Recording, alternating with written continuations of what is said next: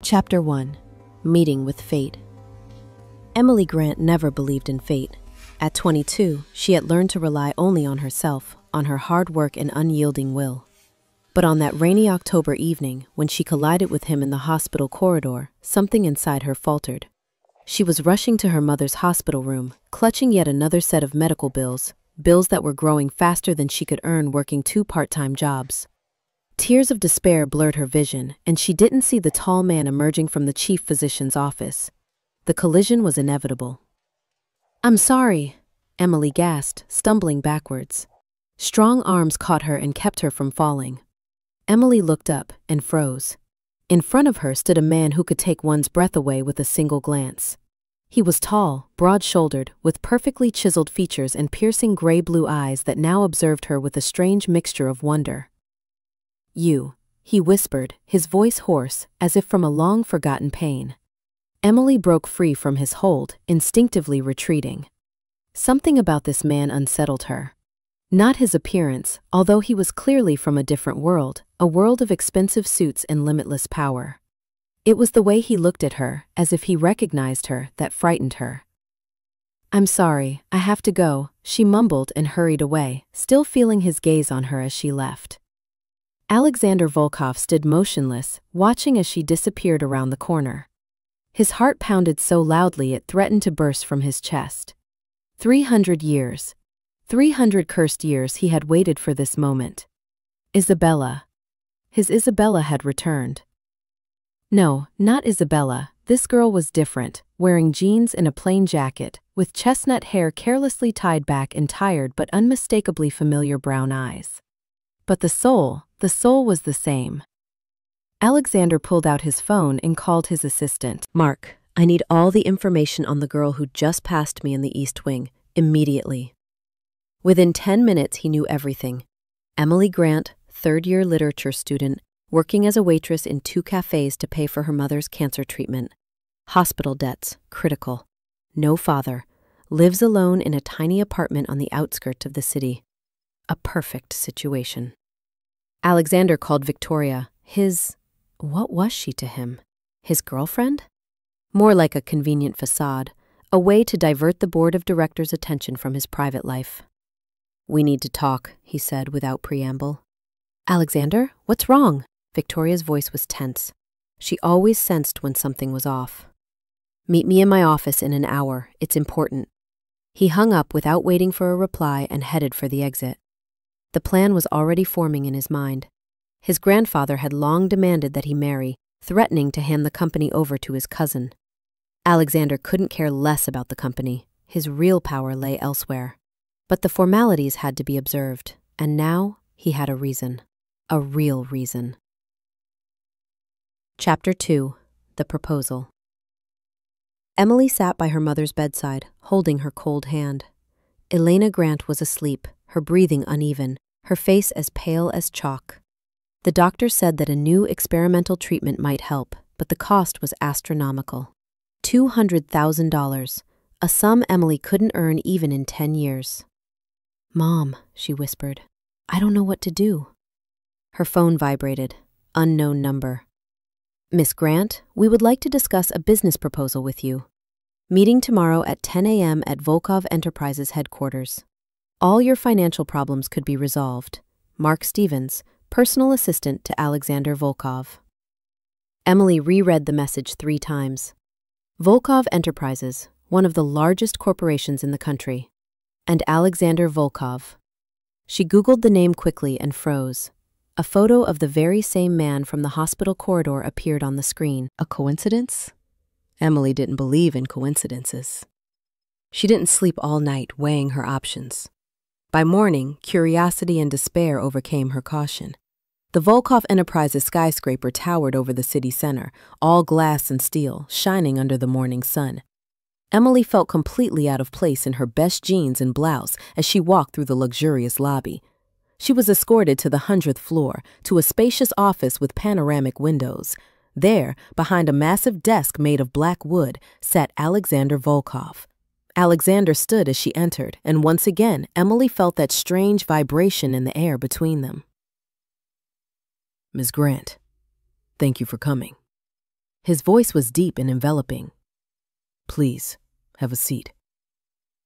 "I don't understand why I'm here." Emily remained standing, crossing her arms in the defensive gesture. "What do you want from me?" The corner of his mouth twitched in something like a smile. "Directness. I like that." He moved around the desk, coming closer. "I have an offer for you, Miss Grant. Mutually beneficial." "I don't do anything illegal," Emily said quickly, stepping back. "And I'm not proposing anything like that." He stopped, keeping his distance, as if sensing her discomfort. "I'm offering you a business arrangement. You'll pretend to be my fiancé for 6 months, attend public events with me, meet my family. In return, I'll cover all your mother's medical expenses and add another $300,000. Emily felt the ground disappear from under her feet. "What? This is insane. Why would you have a girlfriend. I saw the photos." "Not anymore," Alexander replied calmly. "We broke up last night." "But you don't even know me." "I know enough." His eyes darkened. "My grandfather holds the controlling stake in the company. He demands that I marry, or he'll give everything to my cousin. I need a fiancé, a temporary one, and you need money for your mother's treatment." "It's a perfect match." "Why me? There are millions of women in the world." Alexander was silent for a moment, his gaze becoming distant. "Because you remind me of someone very important." "This is madness," Emily repeated, but her voice trembled. 300,000 plus the treatment. Her mother could live. I need to think about it." "Of course." He handed her a business card. "You have 24 hours. After that, the offer is no longer valid." Emily took the card with trembling fingers and ran out of the office, feeling his piercing gaze on her back. Alexander watched her leave, clenching his fist to hold himself back. Every instinct screamed at him to follow her, to protect her, to hold her close and never let go. But he couldn't. Not now. She was afraid of him. He could feel it. The office door burst open without warning. Victoria Morgan walked in, a tall blonde in a designer suit, her green eyes blazing with anger. "How dare you!" she shouted. "Leave me for some penniless student!" "Victoria," Alexander turned to her, his voice icy. "There was never anything real between us. We both knew that." 3 years, Alexander. I was there for you 3 years. Her voice cracked. "What's so special about her?" He didn't answer, and that spoke louder than any words. "She'll regret this," Victoria hissed. "I swear, she'll regret getting between us." "Don't you dare." Alexander stepped toward her, a predatory glint in his eyes making Victoria shrink back. "If you lay a finger on her, you'll regret it. I'll destroy everything you care about. Understand?" Victoria paled. She'd seen Alexander cold, seen him ruthless in business, but now there was something primal, wild about him, something that made her blood freeze. "I quit," she whispered and fled the office. Alexander returned to the window, gazing out over the city below. Memories surged over him. England, 1773. Isabella danced in the ballroom, her laughter chiming like silver bells. He watched her from the shadows, knowing he could never get close. A werewolf and the daughter of a lord, an impossible union. But fate brought them together that night in the garden. Isabella wandered there alone, and bandits attacked her. Alexander couldn't contain the beast within. He protected her, revealing his secret. She wasn't afraid. She loved him, for everything he was, including the wild animal side. 2 years of happiness, 2 years when he believed the impossible was possible. Then the hunters found them. Isabella died protecting him, swallowing poison meant for him. She died in his arms, whispering, "I'll find you in the next life, I promise." Alexander clenched his fists. 300 years he had waited. 300 years he had searched for signs of her return. And now, Emily, the same soul, that same fearlessness in her eyes, the same kindness despite everything. This time, he wouldn't let her go. Never. Emily sat in the hospital cafeteria, trying to collect her thoughts. Alexander Volkov's business card burned in her pocket. $500,000, her mother's life. But something about him scared her to the core. The way he looked at her, as if he knew her. The interest in his eyes. That strange connection she felt at his touch. Emily? A familiar voice startled her.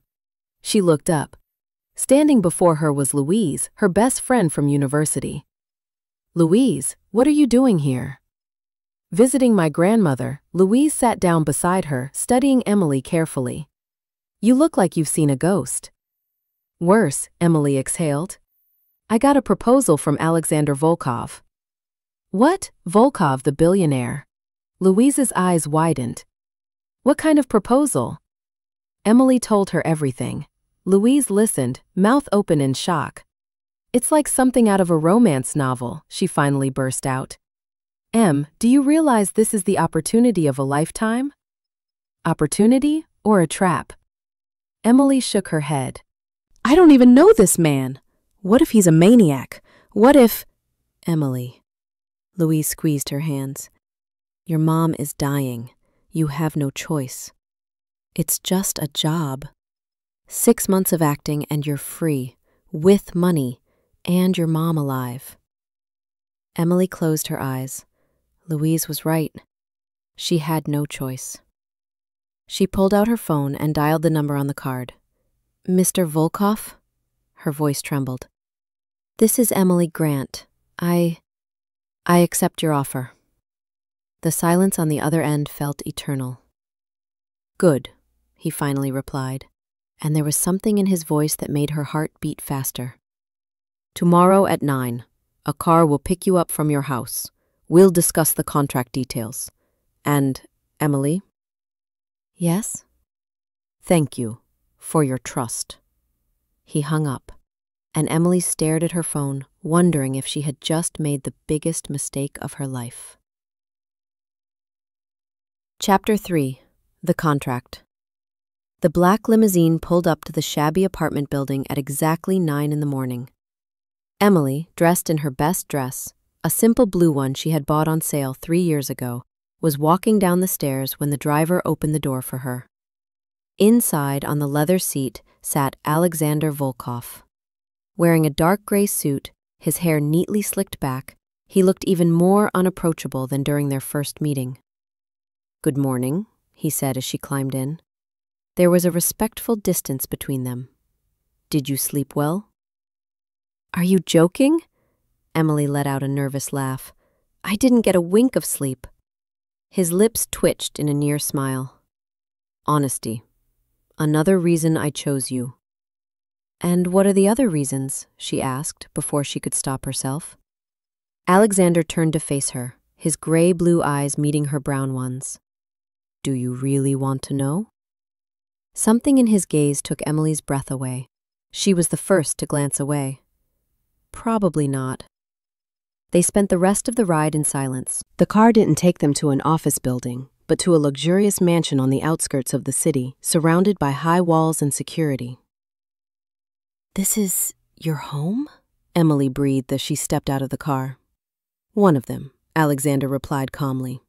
I thought we could discuss everything more privately here. Inside, the mansion was even more impressive. Marble floors, high ceilings, artwork on the walls. He led her to a cozy study with a fireplace and a library. A thick document lay on the table. The contract, Alexander explained. Read it carefully. My lawyer drew it up last night. Emily picked up the document. While she read, Alexander poured her tea and sat down across from her, quietly watching. The terms were unexpectedly decent. 6 months of a fake relationship, public appearances no more than twice a week. She would live in a separate wing of the mansion with full privacy, no physical relationship without her consent. Full payment for her mother's treatment would start immediately, plus a monthly stipend of $50,000. At the end of the contract, a final payment of $300,000. This is very generous, Emily whispered. I value what you're doing, Alexander replied. I know I'm asking a lot. Why can't you just find a real fiancé? She suddenly asked. People like you, handsome, rich, successful, women must be lining up. Something dark flickered in his eyes. Because I don't want anyone else. A heavy, electrified silence hung between them. I have a condition. Emily lifted her chin. I want the truth. Why me? And don't say it's because I remind you of someone. I deserve the real answer. Alexander looked at her for a long time, as if weighing his response. All right, he finally said. But not here, and not now. When you're ready to hear it. When you learn to trust me. I'll tell you. The whole truth. I promise. How can I trust a man who keeps secrets? Fair question. He leaned forward. Let's start small then. Ask me anything, except that one secret. I'll answer honestly. Emily thought for a moment. What happened to your ex-girlfriend, Victoria? I told her our relationship was over, he answered directly. She didn't take it well. She resigned yesterday. Does she hate me? Possibly. His gaze hardened. But she won't dare harm you. I'll make sure of it. I'm not afraid of her, Emily lied. Alexander smiled, his first genuine smile. And something turned over in Emily's chest at that smile. Another reason, he whispered. What? Why I chose you. You pretend to be brave, even when you're scared. It's a rare quality. Emily didn't know what to say. She picked up the pen and signed the contract before she could change her mind. When do I move in? Today, if you like. Or we can wait until the weekend. You have 3 days to finish things. Say goodbye to friends. No, Emily shook her head. The sooner the better. I just need to grab my things and... Her phone rang. The hospital. With trembling hands, she answered. Miss Grant? The doctor's voice was urgent. You need to come immediately. Your mother's condition has suddenly worsened. Emily jumped to her feet, her face blanching. I need to get to the hospital, now! Alexander was at her side instantly, his hand resting on her shoulder, firm, reassuring. The car is ready. Let's go. Emily sat silently all the way to the hospital, gripping her hand so tightly her knuckles turned white.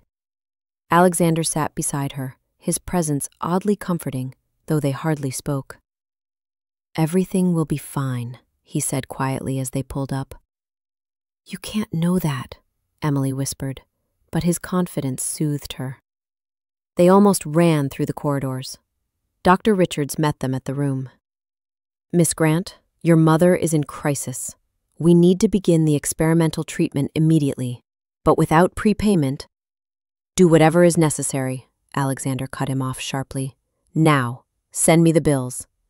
He handed over a business card. The doctor looked at the card, his eyes widening. Mr. Volkov, of course, right away. He hurried off, giving instructions to the nurses. Emily turned to Alexander, tears streaming down her cheeks. Thank you. Her voice broke. I don't know how to. No need. He gently wiped away a tear from her cheek with his thumb. It's part of our agreement. Yet there was something in his touch, in the way he looked at her, that said this was more than just an agreement. The next few hours passed in a haze. A team of the best doctors Emily had ever seen at that hospital appeared as if from nowhere. Her mother was taken for procedures. Alexander stayed with Emily in the corridor, silently supporting her with his presence. Why are you here? She finally asked. You could have just paid the bills and left. He looked at her for a long moment.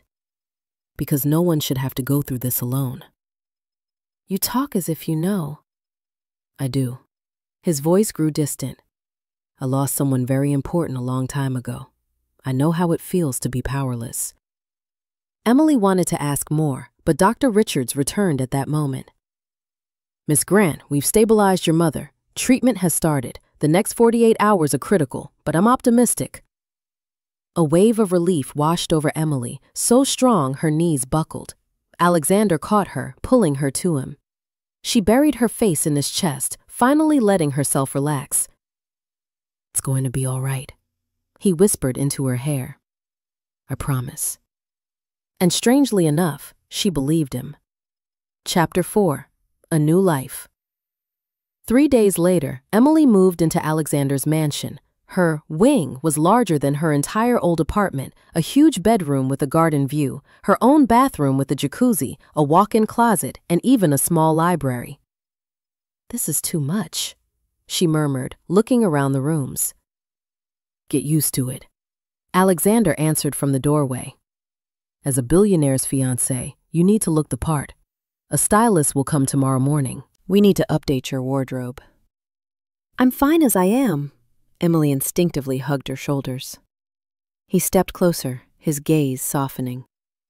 "Emily, this isn't criticism. You're beautiful as you are. But the world I'm bringing you into, people judge by appearances there. I want to shield you from their words." "I'll manage." She lifted her chin. "I know." He gave that rare smile of his. "But let me at least try to protect you." The next morning, the stylist arrived, a lively woman named Monica, who brought an entire team and hundreds of outfits. "Oh, honey," she exclaimed when she saw Emily. "You have amazing features. High cheekbones, those eyes. We'll make you a queen." The next hours were a whirlwind of fittings, dresses, suits, casual wear, shoes, accessories. By the end of the day, Emily was exhausted. "That's enough." Alexander's voice came from the doorway, his expression serious. "Monica, let her rest." "But we haven't finished the evening." "Tomorrow. She's tired." Monica and her team quickly packed up and left. Emily sank gratefully into a chair. "Thank you," she breathed. "I thought it would never end." Alexander came and crouched in front of her, their faces at the same level. "If you ever feel uncomfortable, tell me. Always.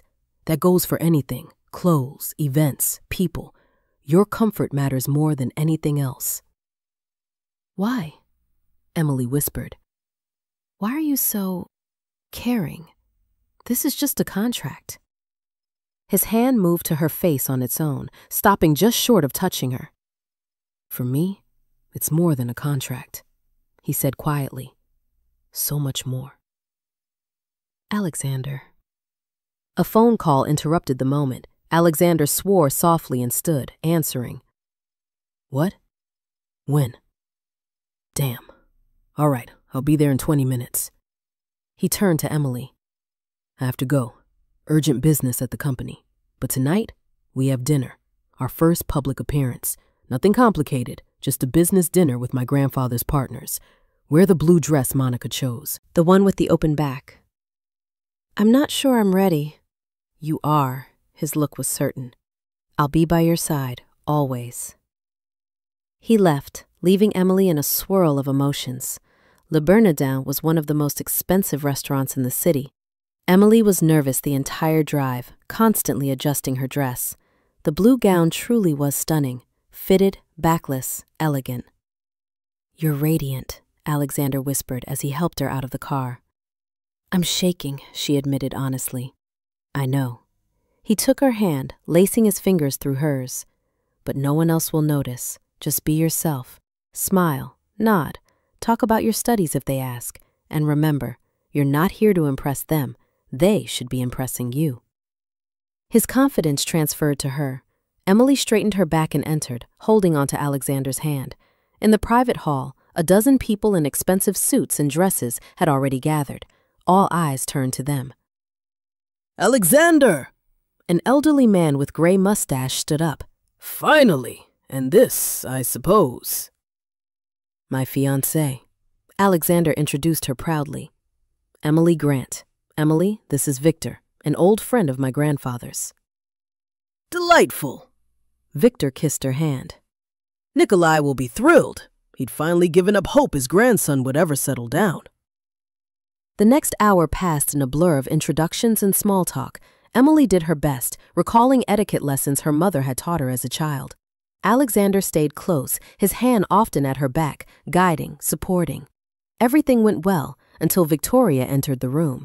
She was dazzling in a red gown, her hair styled elegantly, but when her eyes landed on Emily, hatred flashed in her green gaze. "Alexander," Her voice was sweet as honey. "What a surprise. I didn't know you'd be here." "Victoria." Alexander tensed. "What are you doing here?" "Victor invited me. I'm still working with his company." She turned to Emily, looking her over from head to toe. "So this is the famous fiancé. Cute. A bit simple for your taste, don't you think?" "Victoria." Alexander's voice was dangerously low. "Leave. Now." "Why?" She moved closer to Emily. "Afraid I'll tell your little fiancé the truth about you? About what you really—" "Enough!"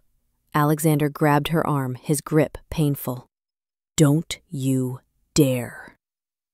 Something passed between them, a look, a secret. Emily felt a chill in her chest. "What is she talking about?" she asked quietly. "Nothing." Alexander released Victoria, who stepped back, rubbing her wrist. "She's just trying to hurt you." "Ask him," Victoria hissed at Emily. "Ask why he chose you. Ask about Isabella." "Out. Now." There was something in Alexander's voice that made even Victoria retreat. She cast one last poisonous glare at Emily and left, her heels angrily clicking on the marble floor. Emily turned to Alexander. His face was expressionless, but she saw the tension in his jaw, a dark storm in his eyes.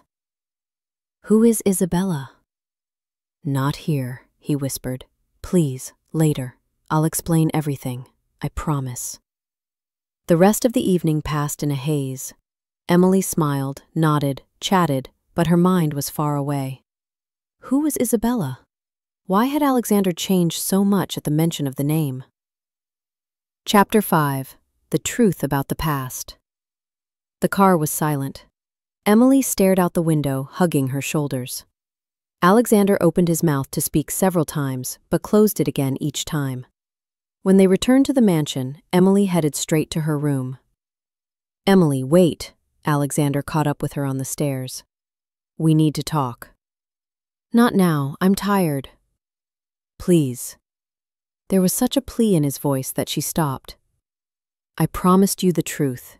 You deserve to hear it." Emily turned to him slowly. "All right. Talk." Alexander led her to his study, a spacious room with a fireplace and shelves filled with ancient books. He poured them both whiskey, though Emily hardly ever drank. She took just a sip, feeling the alcohol burn her throat. Alexander stared into the fire for a long time, gathering his thoughts. "What I'm about to tell you will sound insane," he finally began. "But it's true. Every word." "I'm listening." He turned to her, and his eyes glowed strangely, almost animal-like, in the firelight. "I am 315 years old, Emily. I am a werewolf." Silence. Emily blinked. "What?" "I know how it sounds." He took a step closer. "But it's true. I was born in 1708. I was turned at 26. Since then, I do not age, do not get sick, and once a month, during the full moon, I turn into a wolf." Emily slowly put down her glass, her hands trembling. This is impossible. Werewolves don't exist." "They do." Suddenly, his eyes lit up with a bright yellow glow. "Here's your proof." Emily gasped and stepped back. Alexander's eyes shone like an animal's in the dark. Then the glow faded, and his eyes became their usual gray-blue once more. "Sorry," he whispered. "I didn't mean to scare you. But you had to see to believe." Emily's heart pounded so loudly she could hear it in her ears. Everything inside her screamed to run. But he could have hurt her any time in these past days. He hadn't. He'd only ever been a gentleman, caring, protective. "Isabella," she whispered. "Who is she?" Pain twisted Alexander's face. "She was my true mate." He turned back to the fireplace. "Werewolves have this concept, true mate, a soul specifically created for you. She was the daughter of an English lord. I was a monster in society's eyes, but we loved each other, against all odds. His voice cracked. But one day, hunters found us. They wanted to kill me, but Isabella, she drank the poison meant for me. She died in my arms. Her last words were that she would find me in the next life. Emily felt tears streaming down her cheeks. Such love, such a loss. I waited 300 years. Alexander continued. I searched for signs of her reincarnation, and then, in that hospital corridor, I saw you, and I knew. Your eyes, your soul. It was her. Isabella had returned. He turned to Emily, and in his eyes she saw such a depth of emotion it took her breath away. You are her, Emily, the reincarnation of my true mate. That's why I chose you. That's why I can't let myself lose you again. Emily shook her head, stepping away. This is madness. I'm not Isabella. I'm me, Emily, just an ordinary girl who... I know. He stepped toward her, but didn't touch. I know you're different. Your own memories, your own person. I don't expect you to love me just because you did before. I'm just asking for a chance. Let me get to know you, the real you. Let me try to win your heart all over again. And if I say no? If I leave right now? Pain flashed in his eyes, but he nodded. I'll let you go. Your mother's treatment will be paid in full, and you'll have all the money I promised. The contract will be ended. I will never hold you against your will, ever. Emily looked at him, her mind racing. Werewolf, reincarnation, it was too much. But she remembered how he supported her at the hospital, how he protected her from Victoria, his care, his respect for her boundaries, his loneliness, which she'd sensed even when she hadn't understood the reason. 300 years. He had waited 300 years. I need time, she said at last, to think. Of course. Relief flickered across his face. As much as you need. Emily headed for the door, but paused in the doorway. Alexander, that night in the hospital, when we ran into each other, were you there on purpose? He didn't lie. Yes. I felt a call. Something drew me there. Now I know it was you. She nodded and left, leaving him alone with memories of another life, another love. Chapter 6. Approaching Danger. Emily didn't sleep all night. Her thoughts spun in circles, each more insane than the last. Werewolves, reincarnation, true mates. Her rational mind refused to believe it, but she had seen his eyes. She had seen them glow. And something in his story, in his pain, sounded real. By morning, she had made her decision. She would find Alexander and tell him she was staying. Not because she believed in reincarnation, not because she remembered someone named Isabella, but because a contract was a contract and her mother needed treatment. And because, despite all the madness, she felt safe by his side. Emily showered, dressed, and went downstairs. In the dining room, she found Alexander at breakfast, looking as if he had slept even less than she had. Dark circles under his eyes, tense shoulders. Good morning, she greeted carefully. He looked up, hope flaring in his eyes. Emily, I wasn't sure you wouldn't leave last night. I thought about it, she admitted honestly, sitting across from him. But we have a contract, and I want to try. It still seems crazy, but give me time to adjust. I want to get to know you, the real you, not some legend from the past. The smile that lit his face was beautiful. Thank you. You won't regret it. I promise. They finished breakfast in a lighter mood, talking about simple things, her university studies, his work, their favorite books. Emily realized it was easy to talk to him when the ghosts of the past weren't hanging overhead. Their conversation was interrupted by a phone call. Alexander frowned at the screen. It's the hospital, he said, answering. Volkov speaking. What? When did this happen?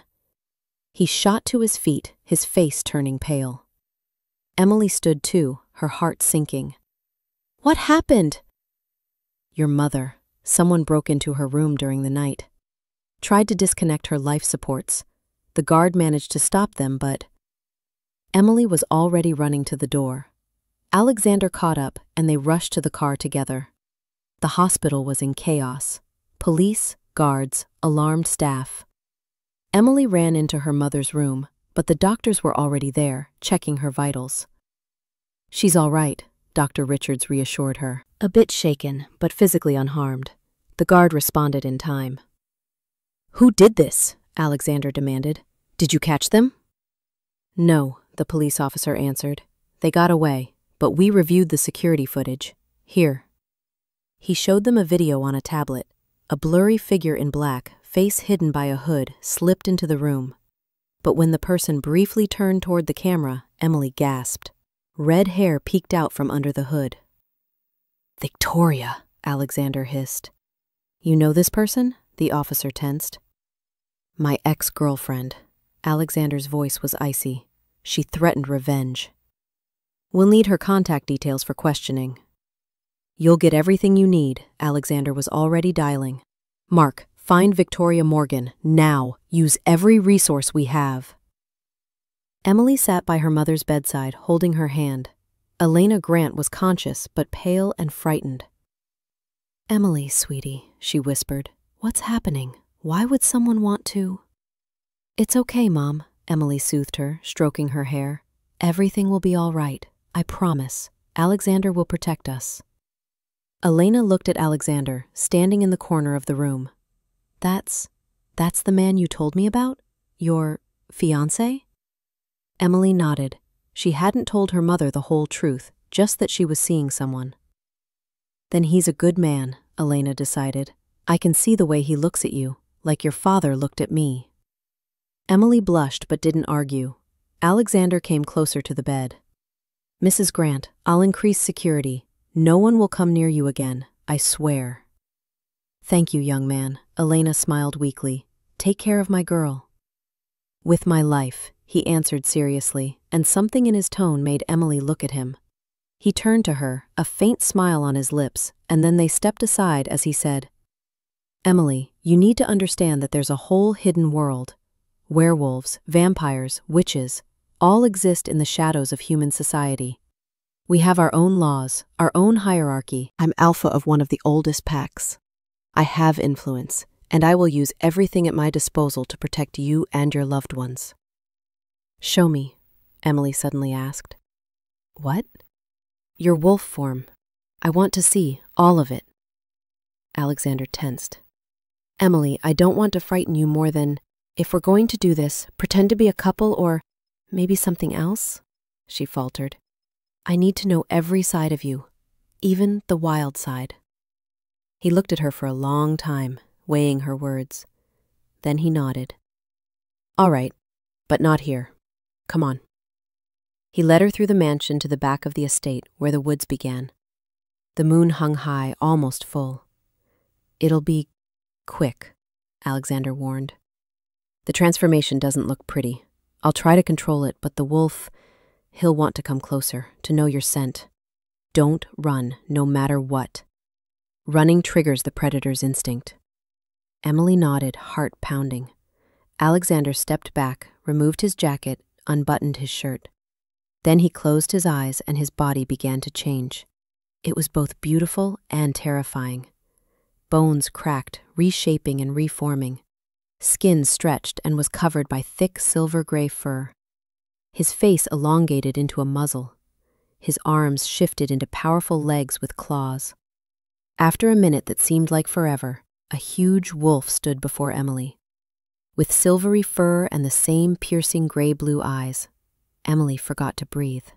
The wolf was magnificent, wild, powerful, an absolute predator.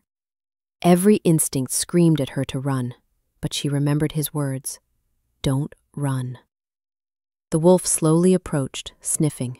His gaze was intelligent, human, despite the animal's shape. He stopped a meter away, tilting his head as if asking for permission. Emily reached out a trembling hand. "May I?" she whispered. The wolf stepped closer, pressing his head into her palm. The fur was soft, warm. Emily stroked him, and something inside her relaxed. "You're beautiful," she whispered. "Scary, but beautiful." The wolf let out a low, contented rumble and suddenly nudged her stomach with his snout, almost knocking her over. Emily laughed, a true, happy laugh for the first time in days. "Hey, easy!" The wolf licked her hand with a huge tongue, and she laughed again. It was unexpected. She'd expected fear, but instead she felt a connection, as if she recognized him, even in this form. Alexander stepped away and began the shift back, returning to human form. When the process was done, he stood before her, shirtless and breathing hard. "You weren't scared?" There was amazement in his voice. "A little," Emily admitted. "But I trust you, even in your wolf form. I don't know why, but I do." Something in his gaze softened, became warmer, more open. "Isabella wasn't afraid either," he said quietly. "The first time I showed her, she stroked me just like that." Emily pulled away, the magic of the moment broken. "I'm not Isabella." "I know," he said quickly. "I'm sorry, I shouldn't compare. You are you, and that is even better." They returned to the mansion in comfortable, companionable silence. Chapter 7. Meeting the Family. 2 days later, it was time for Emily to meet Alexander's grandfather. Nikolai Volkov lived in the family estate outside the city, a massive stone castle built back in the 19th century. "Grandfather is special," Alexander warned on the drive. "He's sharp as a razor, sees right through people. Don't try to deceive him. Just be yourself." "Does he know about—" Emily didn't finish, but Alexander understood. "That you're a reincarnation? No. That I'm a werewolf? Yes. He was one of us himself until he got too old. Now he stays in human form forever." "Wait, so the transformation doesn't last forever?" "After a certain age, the body becomes too weak to endure the change. Grandfather had to give up the wolf. It was hard for him." The castle was breathtaking, tall towers, stained glass windows, and manicured gardens. They were greeted at the entrance by a silver-haired butler. "Master Alexander, Miss Grant, welcome. Master Nikolai awaits you in the library." They walked through corridors adorned with ancestral portraits. Emily paused at one, a man in old-fashioned clothes with piercing gray eyes. "That's you?" she gasped. "That portrait was painted in 1850, Alexander confirmed. "One of the few images of me that has survived." "You've hardly changed." "The perks of immortality," his voice was dry. The library was immense, with a ceiling 3 stories high and thousands of books. By the fireplace, in a rocking chair, sat an older man with a mane of white hair and the same shrewd gray eyes as his grandson. "Alexander!" His voice was strong despite his age. "Finally! And this, I suppose, is the reason for your sudden wish to marry?" "Grandfather, this is Emily Grant," Alexander led her forward. "Emily, my grandfather, Nikolai Volkov." Nikolai rose with surprising grace for his years and took Emily's hand, studying her face. "Interesting," he murmured. "Very interesting. Sit down, my dear. Tell an old man about yourself." The next hour went by in conversation. Nikolai asked about her family, her studies, her plans for the future. Emily answered honestly, sensing that lying was pointless with this man. "Your mother is sick with cancer, yes?" he finally asked directly. "And my grandson is paying for her treatment?" Emily glanced quickly at Alexander. He gave a barely perceptible nod. "Yes, sir." "And that's all? Just a business arrangement? He pays, and you pretend to be his fiancé?" "Grandfather," Alexander began warningly. "Quiet, boy. I'm asking her." Nikolai didn't take his eyes off Emily. "Well?" "At first, yes," Emily replied slowly. "But now, I'm not sure. It's more complicated than I thought. Because you're starting to develop feelings for him? Emily blushed, but didn't deny it. Nikolai leaned back in his chair and laughed, loud and hearty. Excellent! At last! I've waited 300 years for that stubborn boy to find someone who could melt his frozen heart. Grandfather! Alexander was clearly embarrassed. What? It's true. Nikolai turned to Emily, his eyes now serious. Listen to me, girl. My grandson is a good man, too good for this harsh world. He's suffered far more than anyone ever should. If you give him hope, don't break his heart. It's been broken once already. I'm not sure it could bear it again. I won't, Emily replied softly. I'm starting to understand him.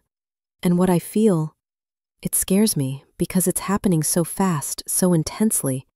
But I won't run away, I promise. Nikolai smiled and patted her hand. You're a good girl. Welcome to the family, Emily Grant. That night, as they returned from Alexander's grandfather's estate, he was unusually quiet. Emily watched him stolen glances, his stern profile, the tense grip on the steering wheel. What are you thinking about? She finally asked. About what my grandfather said. Alexander shot her a quick look. About how you promised not to break my heart. I'm not planning to, Emily repeated. Even if you learn everything, there are things about my past, about what I did to survive all these years. Not all of it is noble. His voice grew softer. We all do what we have to in order to survive. Emily laid her hand over his on the wheel. I don't judge you. His fingers tangled with hers, and they drove the rest of the way home hand in hand. But as they approached the mansion, something was wrong. The gates were wide open, and there were no security guards in sight. Stay in the car, Alexander ordered sharply, his body tensing. What's going on?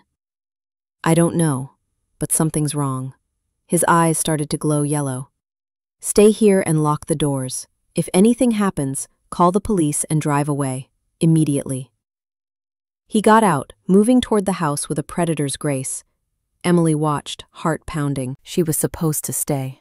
She should have listened. But then she saw Victoria, Alexander's ex-girlfriend, emerge from the shadows by the house, and she wasn't alone.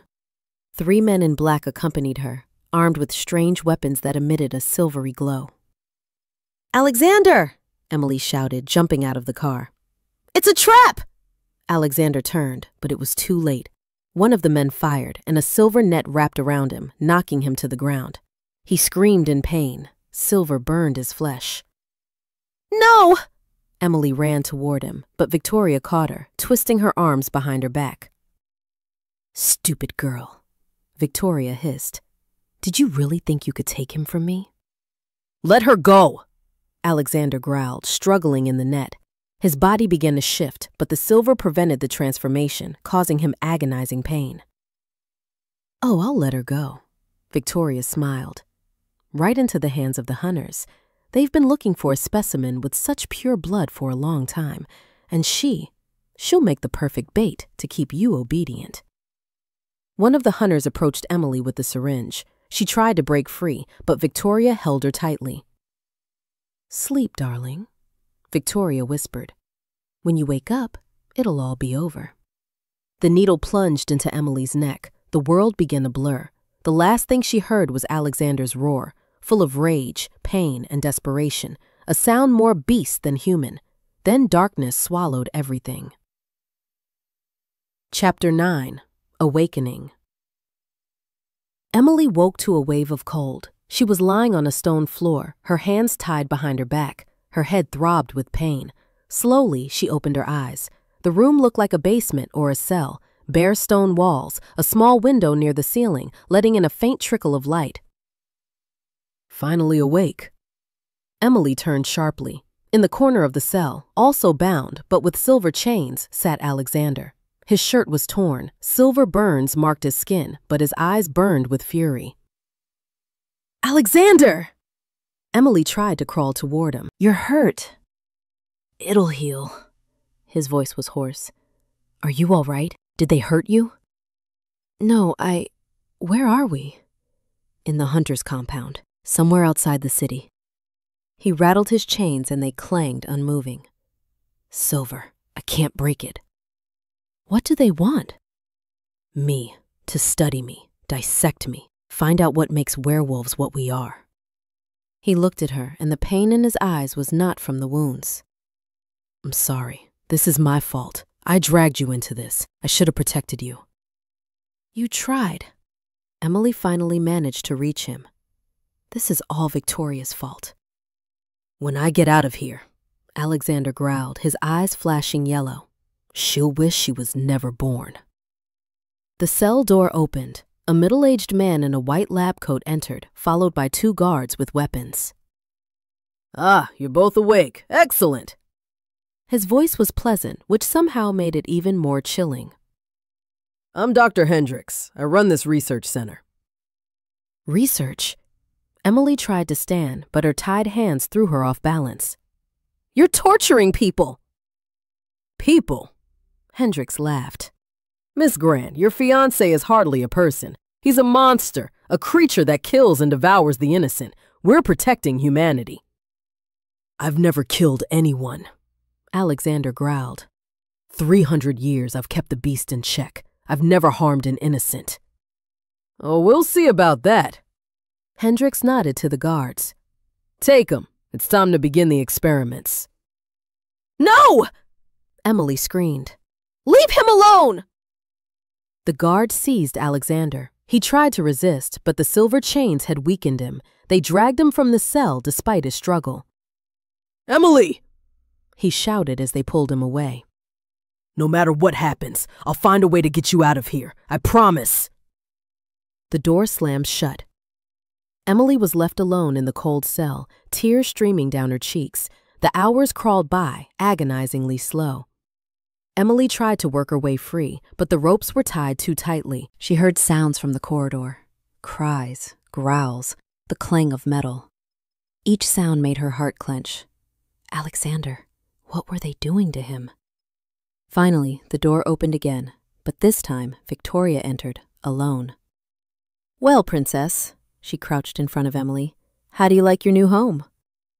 You're a monster, Emily spat. Me? Victoria laughed. Darling, the real monster is Alexander. I simply opened the hunter's eyes to his existence. They'll be grateful. He's never hurt anyone. Not yet, but do you know what happens to a werewolf when they lose control? When someone they love dies or suffers? Victoria leaned closer. They go crazy. They become true monsters, killing indiscriminately. Alexander's been on the edge for 300 years. One push, and he'll fall. You know nothing about him. I know more than you think, Victoria straightened. I was with him for 3 years. I saw his dark side. I know what he's capable of. And now, when he loses you, well, we'll see just how controlled he really remains. I'm not going to die here. Oh, you won't die, Victoria smiled coldly. You'll live, suffer, but live, right in front of him. The perfect torture for a monster who thinks he can love. She left, leaving Emily terrified by her words. Chapter 10, The Inner Beast. Emily lost track of time. Twice a day, a guard came by, bringing food and water.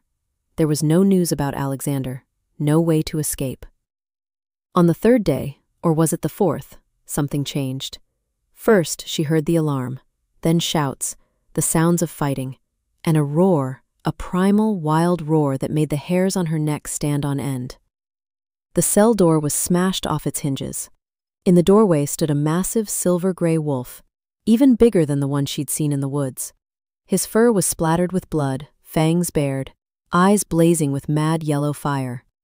But when his gaze fell on Emily, something shifted. The madness receded, replaced by recognition.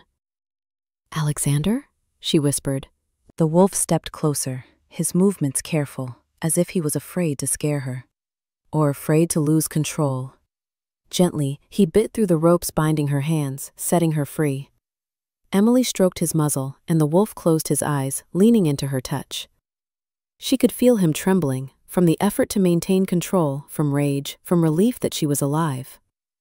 "We have to go," she whispered. "Can you shift back?" The wolf shook his head, a strangely human gesture for an animal. He took the edge of her shirt carefully in his teeth and tugged her toward the door.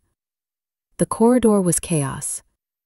Guards lay unconscious, alive, Emily noticed with relief, though clearly battered. Alexander was controlling himself enough not to kill. They made their way through the compound, Alexander leading, his senses sharper in wolf form. Twice they encountered guards. Both times Alexander neutralized them, never fatal.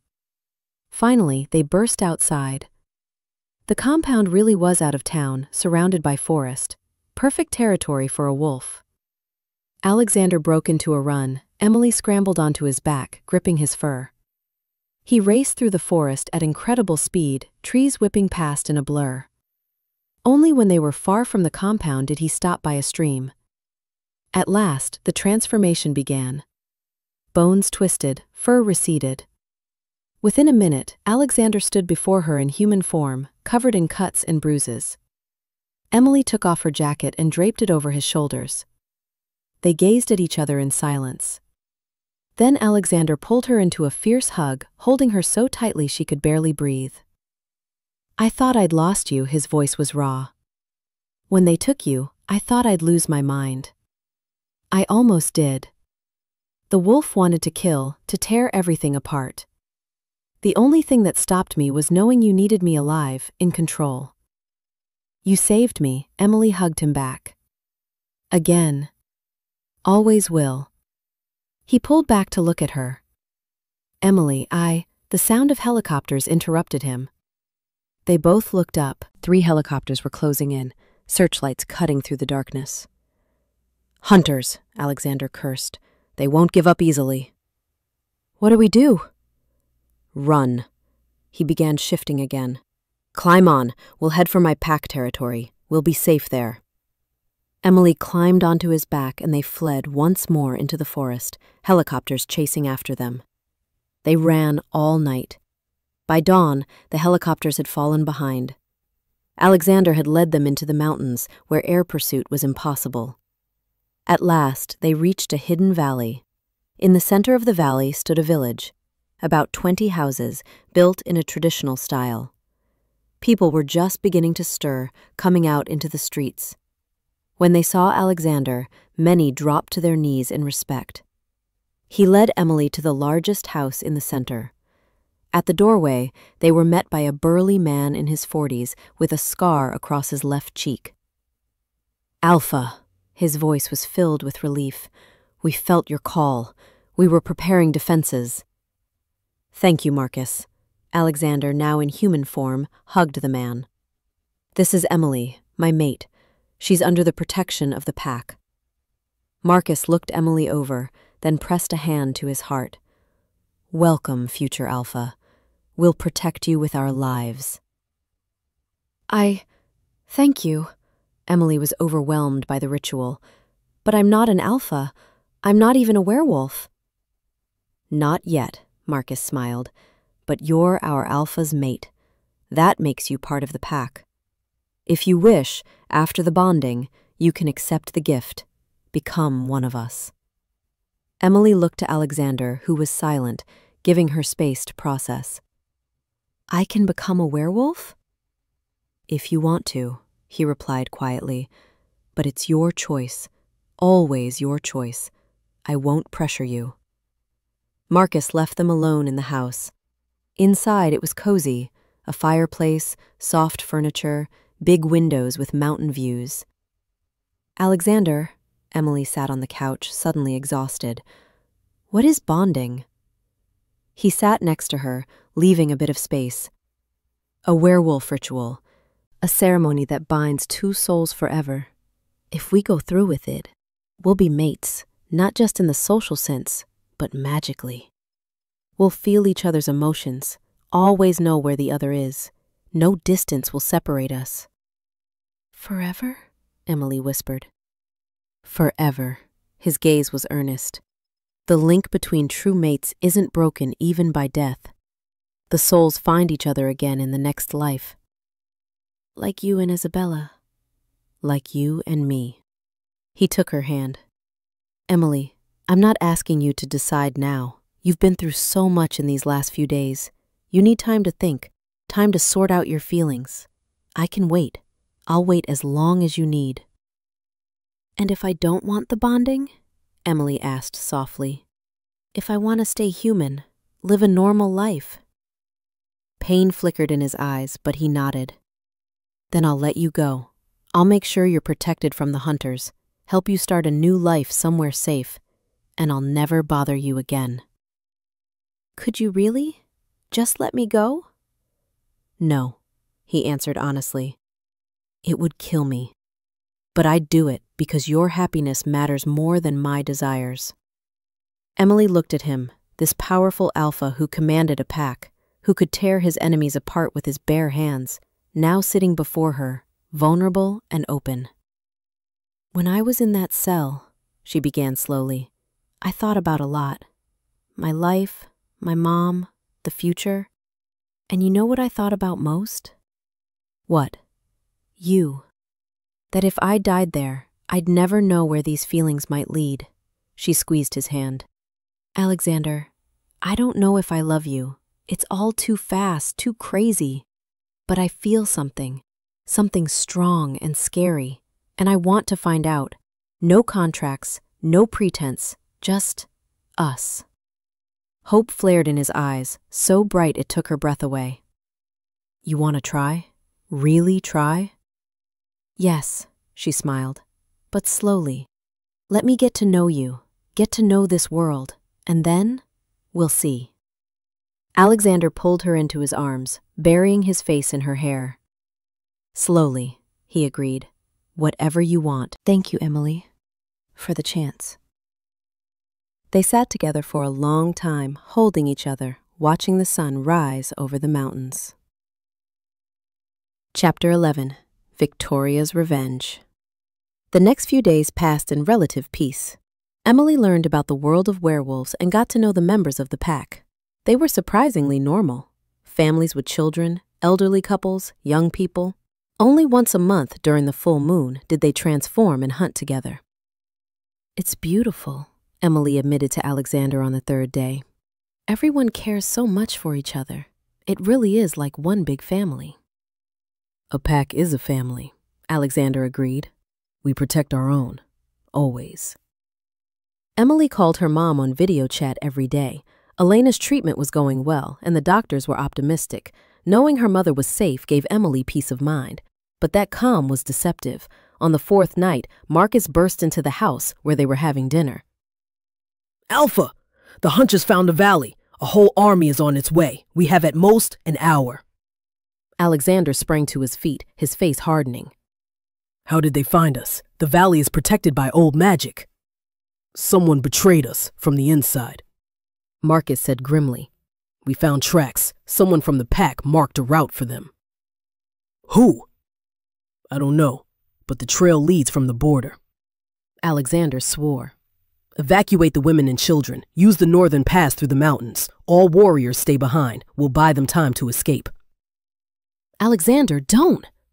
Emily grabbed his hand. You can't fight an army alone. I have to protect our pack, he said, his voice softening as he looked at her. Emily, you'll go with the evacuees. Marcus will take you to safety. I'm not leaving without you. You must. He kissed her forehead. If anything happens to me, the pack will need you. You'll be their new alpha. But I'm not. You're stronger than you think. He hugged her tightly. Remember that. And Emily? Yes? I love you. I have loved you for 300 years, and I'll love you for 300 more, if fate allows. Before she could reply, he was gone, issuing commands to the pack. Marcus took Emily's hand.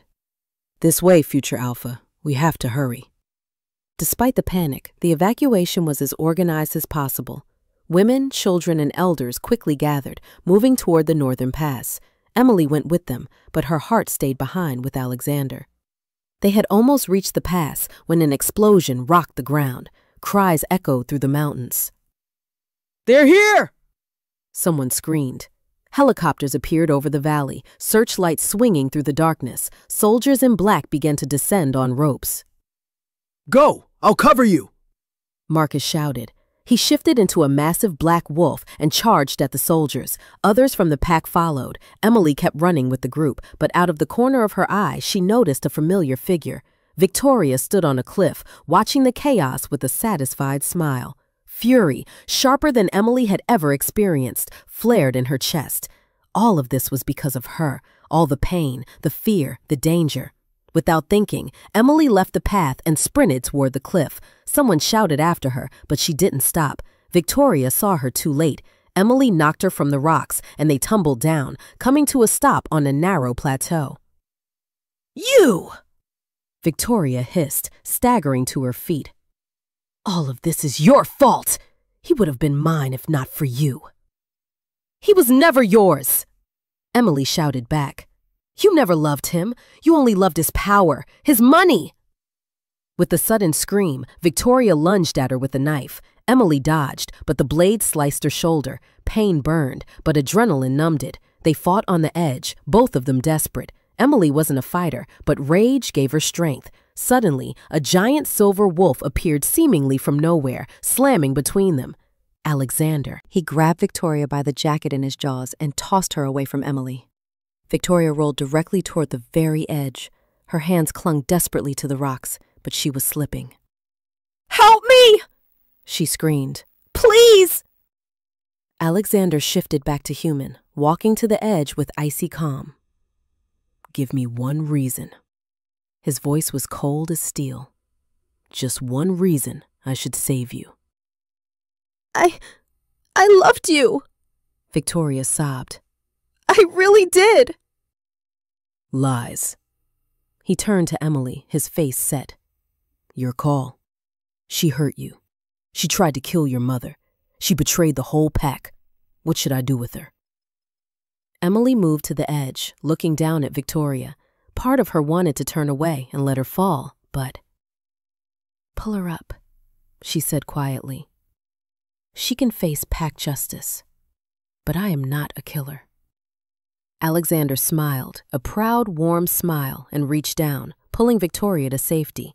Marcus, who just arrived, quickly bound her. "The hunters are withdrawing," he reported. "We've captured their leader. The rest fled without him." The battle was won, but at what cost? The following days were dedicated to healing, both wounds of the flesh and wounds of the soul. 3 pack members had died, and many were injured. The village needed rebuilding. Victoria was held captive, awaiting trial by the Alpha Council, a gathering of the regional pack leaders. Her betrayal was so great that her fate would be decided collectively. Emily helped however she could, tending the wounded, comforting children, helping rebuild homes. The pack embraced her, calling her our Alpha, even though the formal bonding had not yet happened. One evening, as she changed the bandage on her shoulder, Victoria's knife wound was shallow but still painful. Alexander found her in the medical hut. "How do you feel?" he asked, gently touching the edge of her bandage. "It'll heal," she smiled. "Though I'll probably have a scar." "Scars are proof we survived," he said, tracing the line with his finger. "They're marks of strength. Do you have a lot of scars? 300 years of survival? More than a few." He sat beside her. "Emily, I wanted to talk about what you said before the battle." "What about?" "That you wouldn't leave without me." His gaze was serious. "You risked your life running after Victoria. You could have died." "I know," she took his hand. "But I couldn't just run away. This all started because of me. I had to finish it." "You could have ended it by letting her fall, but you chose mercy." He lifted her hand to his lips, kissing her knuckles. "Do you know what that means to a wolf? To a werewolf?" "What?" "That you're stronger than any of us. True strength isn't about killing. Real power is choosing mercy, even when revenge would be justified." Emily blushed under his gaze. "I just didn't want to become like her, cruel, vengeful." "And that's exactly why," he whispered, pulling her close. You're the perfect mate for me. You balance out my darkness with your light. They sat together for a long time, watching through the window as the pack rebuilt the village. Despite the losses and pain, life continued. That was true strength. Alexander, Emily finally whispered, I'm ready. For what? For the bonding. She looked him in the eye, her voice steady. I want to be with you, forever, if you still want me. He caught his breath. If I want you? Emily, I've waited 300 years for this. Of course I want you. But are you certain? Once our souls are joined, it can't be undone. I'm sure, she smiled. Over the past weeks, I've realized something. It doesn't matter if I was Isabella in a past life. I am Emily now, and Emily loves you for who you are. Alexander closed his eyes, struggling to contain his emotions. When he opened them again, they shone with unshed tears. I don't deserve you. You do, she said, kissing him softly. And I'll prove it to you every day, for the rest of our lives. Chapter 12. The Bonding Ceremony. The ceremony was scheduled for the next full moon, a traditional time for pair bonding.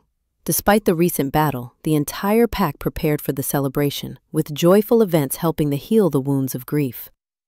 Emily visited her mother ahead of the ceremony. Elena was already improving, her treatment working better than the doctors had expected.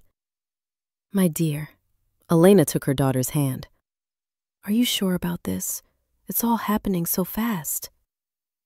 I know, Mom. Emily smiled. But it feels right. I can feel it. Is he a good man? Emily thought of everything they'd been through, his protection, his care, his willingness to let her go if that's what she wanted. The best I could ever find. Elena nodded, satisfied. Then I bless this union. I only wish I could be there. We'll have a second ceremony, Emily promised.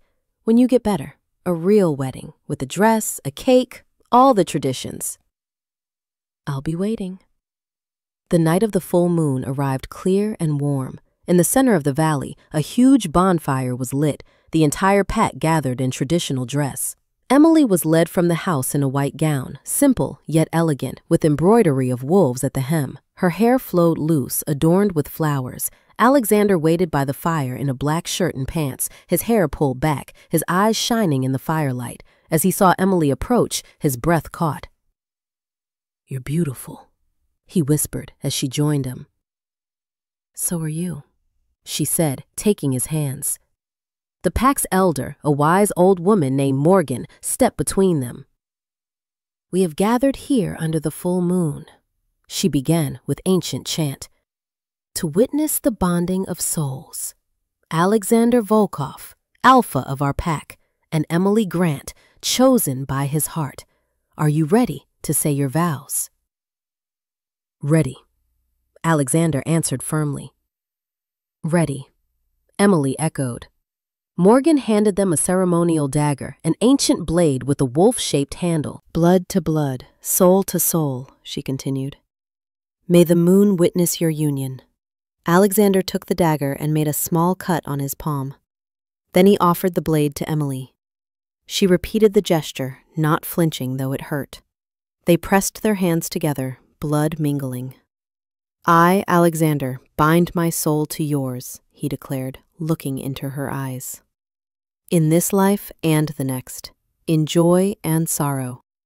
As long as the stars shine in the sky, this is my vow.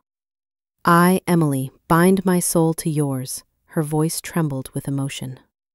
In this life and the next, in strength and weakness, as long as the moon lights the night, this is my vow. Morgan wrapped their joined hands in a silver ribbon. By the power of the moon, the blood, and the pack, I declare you bound, two souls now one. Magic flared between them, visible to all present. Golden light wrapped them, warm and gentle. Emily felt something click into place inside her, as if a missing part of her was finally found. and she felt Alexander's presence, his emotions, his presence in her mind. Love, so deep and consuming it made her breathless.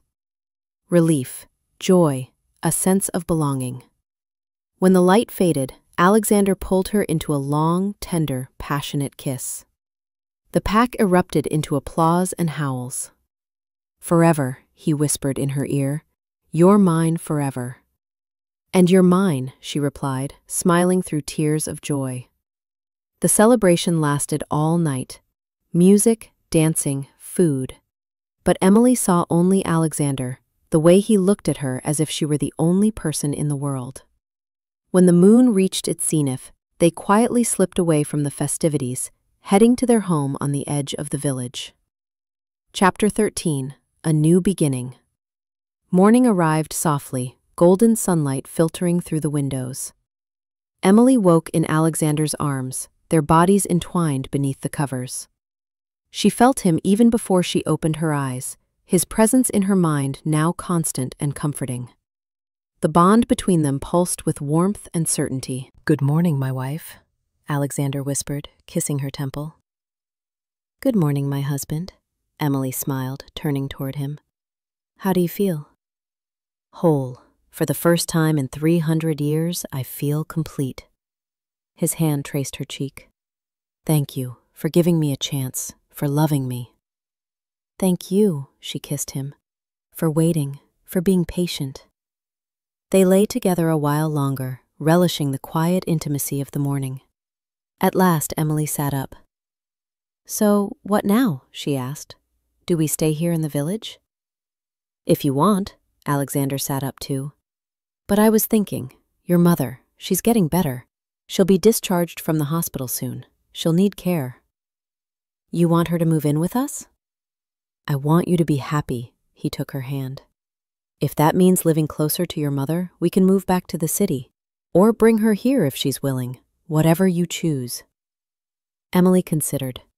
The village was beautiful, peaceful, filled with kind people who had accepted her as one of their own.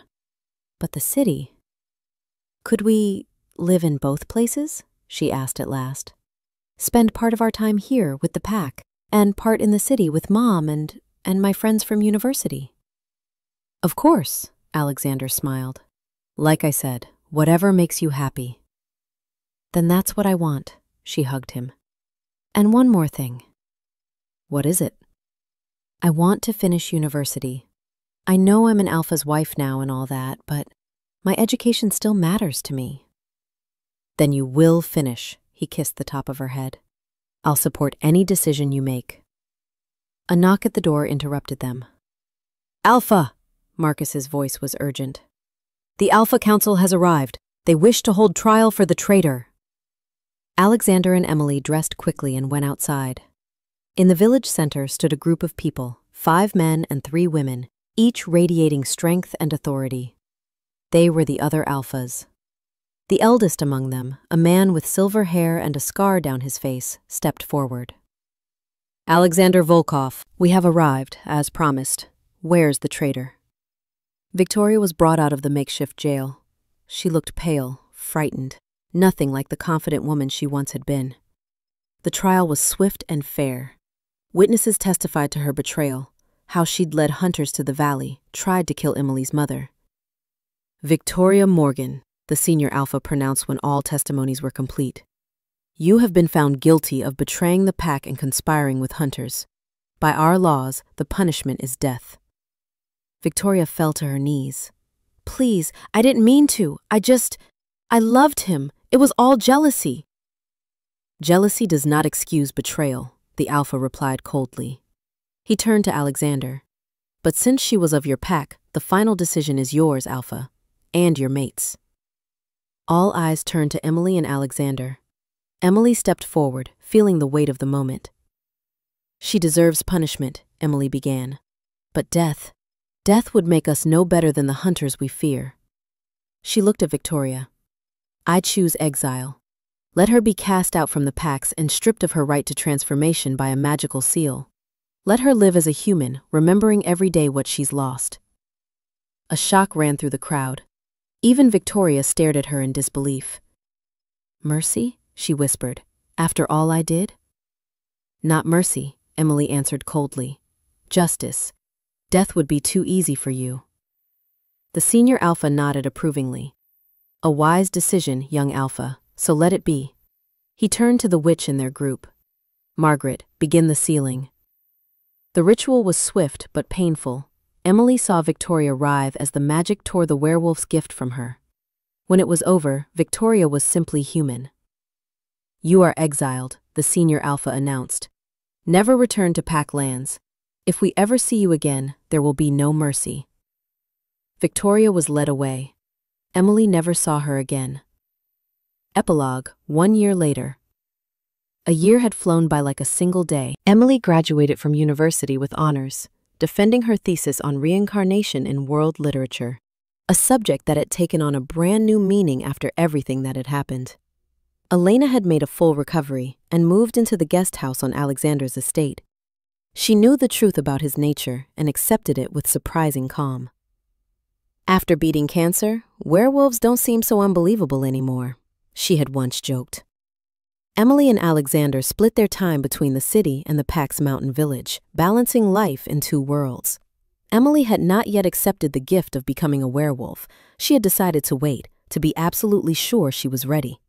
Alexander never pushed her, always respecting her choice, but the bond between them only deepened with each passing day. They'd learned to communicate mind to mind, to sense one another's emotions even at a distance. It was intimate, beautiful, sometimes a little awkward, especially when Alexander felt her irritation during his long board meetings, but it was always precious. Now, they stood in the hospital corridor where they had first met a year ago. Emily had just been visiting her mom, and Alexander had come to pick her up. Remember? She whispered, indicating the spot where they'd collided. It all started right here. The best moment of my life, Alexander murmured, hugging her from behind and resting his chin on her head.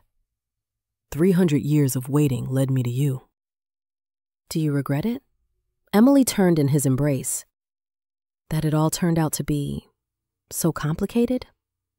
Not for a second, he said, kissing her, the kiss both tender and full of promise. Every trial was worth it. You were worth it. I have some news, Emily whispered, her eyes shining. I was going to tell you tonight, but I can't wait any longer. What news? She took his hand and placed it on her stomach.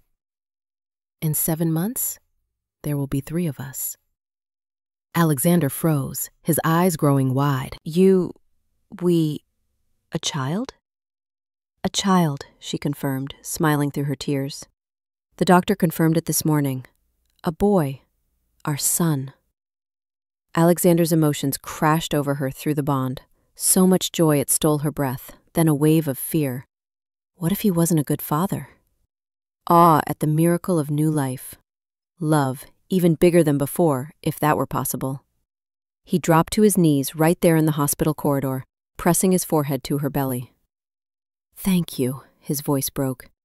Thank you for coming back to me, for giving me a new family, a new life. Emily stroked his hair, her own tears freely falling.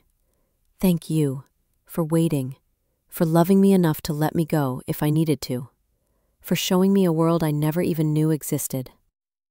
He stood and kissed her, long and passionately, not caring about anyone passing by. I love you, Emily Volkov, he whispered, in this life and in all the ones to come. And I love you, Alexander Volkov, she replied, forever. They walked out of the hospital hand in hand, stepping into the future together. New challenges awaited them, raising a half-werewolf child, balancing 2 worlds, protecting their family from those who still hunted their kind. But they would face all of it together. 2 souls bound by fate, separated by death, but reunited again. Love that had survived centuries proved stronger than any curse, stronger than fear, betrayal, even death itself. And as the sun set over the city, painting the sky in shades of rose gold, Alexander and Emily knew their story was only just beginning.